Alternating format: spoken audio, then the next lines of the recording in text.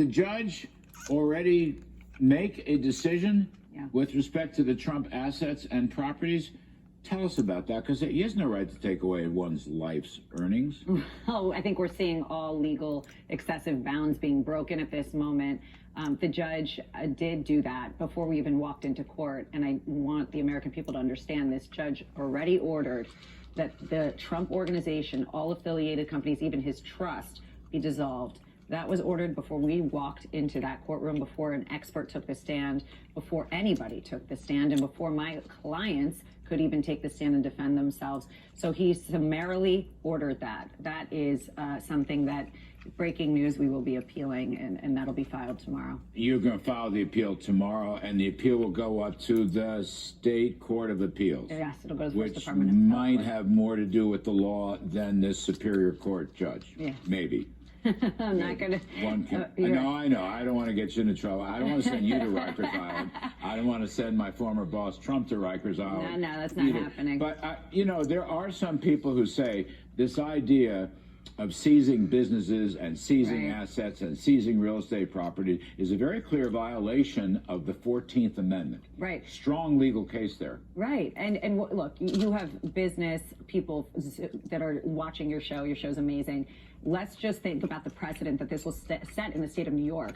People in New York should be worried. If we're saying that the Attorney General can now leap and dive into private businesses, private enterprises, because they are using a consumer fraud application in a private business, that is a very concerning and very serious issue for businesses in the state of New York. That has never been done before. Who's the victim here? Not the banks. The banks were paid off. There's no consumers. I mean, if you own the Trumps own the properties. And by the by, we've covered this on this show. A couple of good New York Sun articles, of all places. The difference between a tax assessment of a property versus a market property valuation is night and day. Why doesn't this judge get that? Well, I don't know, because another point is the tax assessor who actually on Mar-a-Lago, and everyone knows this judge said Mar-a-Lago, the tax assessed value of Mar-a-Lago at 18 to 20 whatever million is what the value should be. On his statement of financial condition, he put it higher, which frankly it wasn't high enough. Mar-a-Lago is probably worth almost $2 billion.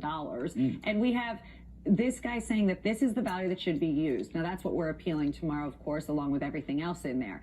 But even the tax assessor and the department in Palm Beach came out and told the Sun, hey, guys, sorry, the lawyers are right. That was the tax assessed value. That is not market value at all. It's a very basic concept, but, you know, South Florida realtors laughed at that $18 million assessment. You can't get anything in Palm Beach proper for $18 million. I mean, a shoebox. No, I understand that. What about this gag order that the judge has imposed? I mean, I hold a peculiar view of First Amendment, Bill of Rights, free speech. A lot of people, I won't say every person, but many people believe this is a socialist state attorney general who ran against Donald Trump. Trump was not on the ballot, but she ran against him anyway.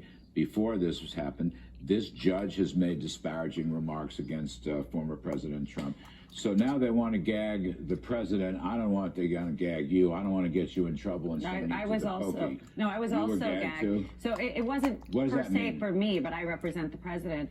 A gag order is effectively silencing your rights to free speech, and we did, explain that. But the reality of the situation is the judge here has done and will do what he wants. It's a bench trial, as we know, and under 6312, we were not entitled to a jury. So we are stuck with this and dealing with going to the appellate division every time there's something that we don't agree with.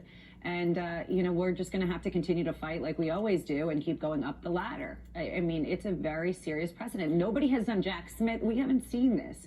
And to do that to a president and sitting candidate who's leading in the polls because a political opponent's minion, frankly, is coming after him is a problem. That's a problem. Again, scary precedent. A lot of things happening in this courtroom in a civil, equitable court decision that shouldn't be happening. I had the impression, just the last point, that the Trump legal team was cross-examining these accountants, and the judge didn't want them cross-examined. Now, can you just give us a brief summary of that? Sure. We've been going back and forth in court about going through every single statement because, number one, we're not supposed to be looking at this many statements because there's something called statute of limitations.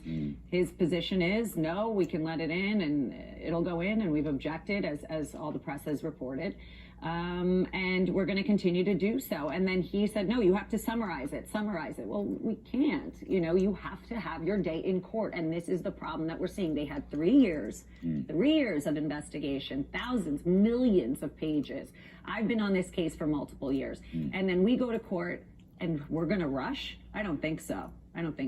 Did these accountants actually, I mean, I was reading in the New York Post this morning. I mean, it didn't sound like they were actually making a valuation case. It was a more narrowly defined tax appraisal case. Now, maybe I didn't understand that. The Attorney General's office? Well, the Attorney General's office and even the accountants that you were interviewing on the legal team. Well, the accountants now, let's remember what happens here in real practical I mean, life. they're just accountants. They're accountants, but what happens? The Attorney General goes and starts investigating them, freaks them out, tells them that we're going to bring SEC violation, whatever it is, and then they freak out and desist. It's what we've seen happen. The DA, the AGs working together in New York. We've seen this happen. Don't forget, this started with Bragg. He didn't bring the case, and then we have this Attorney General. And frankly, the case, in my opinion, is falling apart. All right.